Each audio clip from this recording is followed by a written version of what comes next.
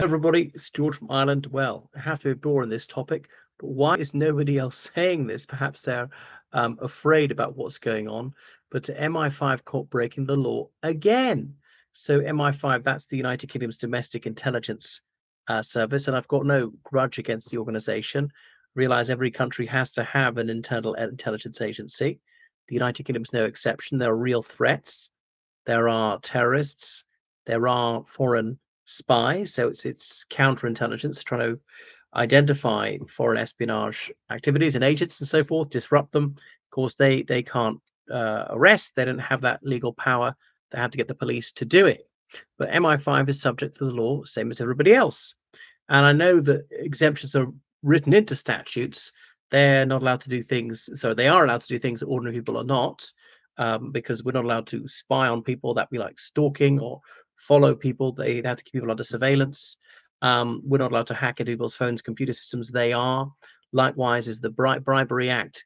We're not allowed to make certain payments to people for whatever secrets, but they are because they might be paying money to agents to provide them with whatever intelligence they need because they have to infiltrate organizations. And I realize they have to deal with some very unsavory characters because they need to break into Nazi, communist organizations, racist organizations, and whatever.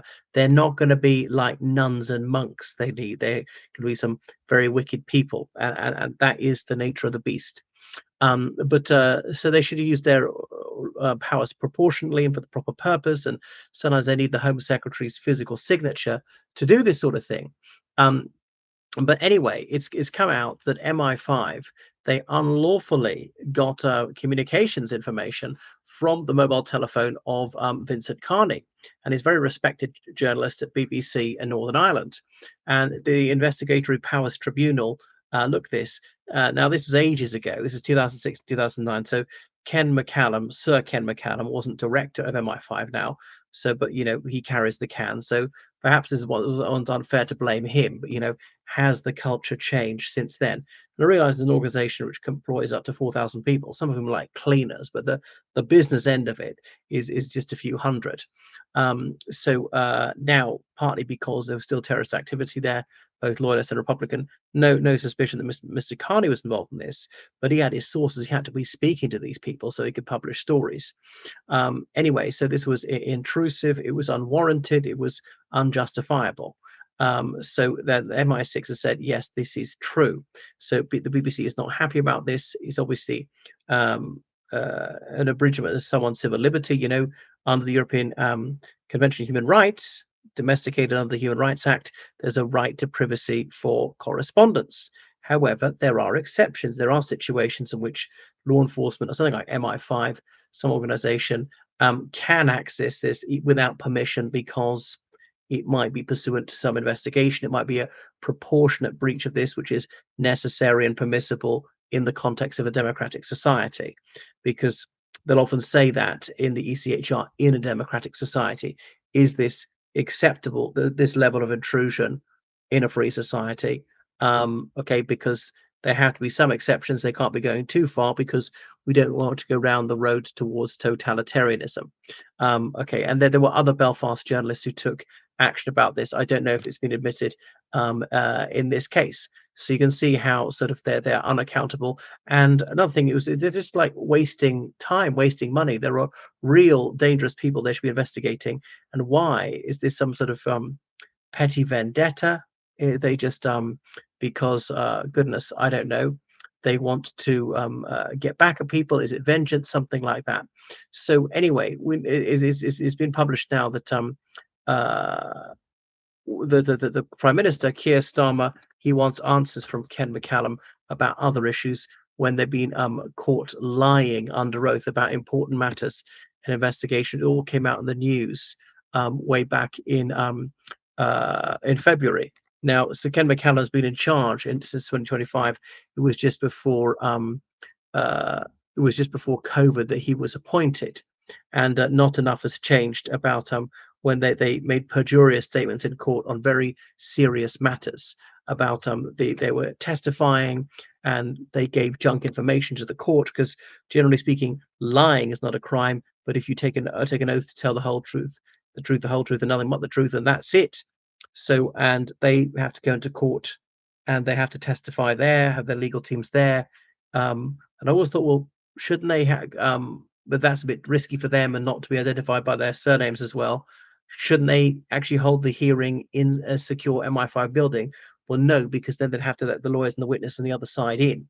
Um, Anyway, so they're investigating how what came that three courts were lied to, and that's a crime by MI5. Now, I don't know if it's Ken McCallum himself. I don't think he was testifying, but his underlings, and he has to take responsibility for them. It's his duty to make sure they don't do so. He's obviously known this about some time, and what action has been taken? We don't name any names, but have people been disciplined in any way? Have they been demoted? Have they had them salary deducted? I don't actually think you can legally do that. That'd be a good way to do it. Have they been suspended? Have they been, given a written warning, verbal warning? Have they been sacked? Whatever. I think a great thing we should do to a lot of public service people is say, we're taking away a percentage of your state pension or whatever. And that would really put the frightness on people. It's all to do with Agent X, who was inside this Nazi organization.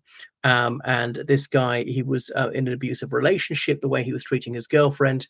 And he had assaulted her. He'd used a machete. My God, that could have killed her. So is that not grievous bodily harm, actual bodily harm? Is it even attempted murder? So I know this person seems like an absolute monster, but you have to deal with these very wicked people because X is the sort of person who's going to have the information that MI5 couldn't get otherwise. I know there's signals intelligence, as in emails, phone calls, texts. But then there's human intelligence. That is a person who is there, who is seeing things happening and listening to conversations. Sometimes they don't have a listening device there, or there's no drone or camera to watch what's going on. And the only way to obtain that information is by have a human source there. And I suppose that's it. The other thing is then he can be feeding misinformation to whatever organization they're penetrating, persuading them to do this or not to do that or whatever. So to misdirect them, to make them less dangerous.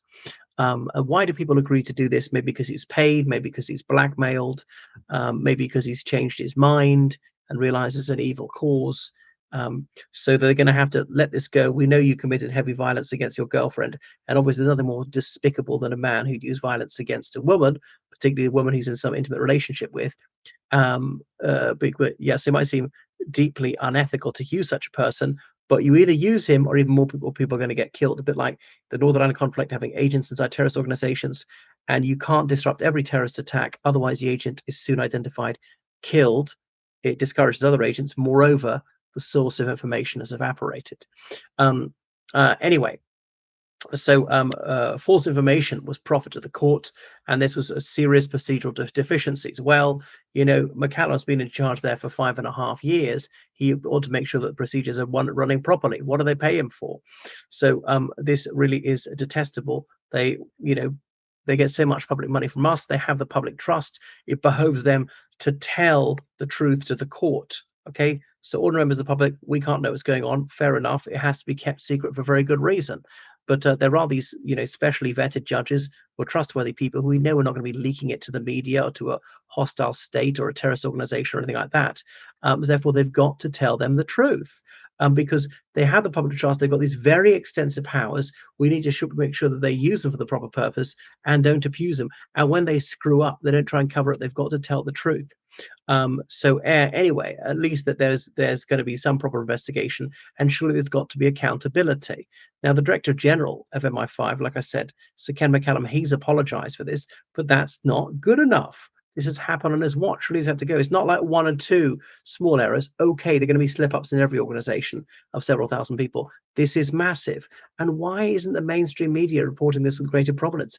Are they afraid? Because we know they have a history of harassing journalists who don't toe the line. They've obviously got their pet journalists will feed stories to try and shape public opinion, create as many boogeymen as they can to get legislation which empowers them to do more things, to increase their budgets, their job security, whatever. All right. Thanks so much for watching my channel. Make sure you subscribe on Patreon, donate to PayPal, georgecallahan79@gmail.com, and do what you can to oppose excessive state secrecy.